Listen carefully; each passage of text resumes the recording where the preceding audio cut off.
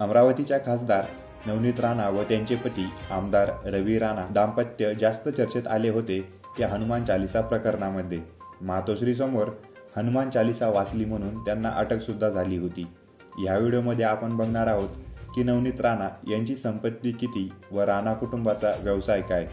नवनीत राणा यांच्याकडे 3 कोटींपेक्षा जास्त जंगम मालमत्ता तर रवी राणा यांच्याकडे 70 लाखांची जंगम मालमत्ता आहे।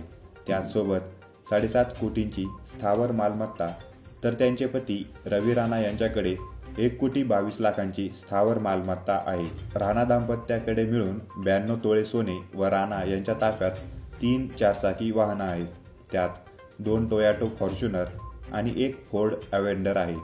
सोबतीला नांदगाव, भातुकली, अमरावती येथे राणा दाम्पत्याच्या नावावर बरीचशी शेतजमीन आहे। नवनीत राणा व रवी राणा यांच्या नावावर जवळपास 7 कोटींचं कर्ज देखील आहे।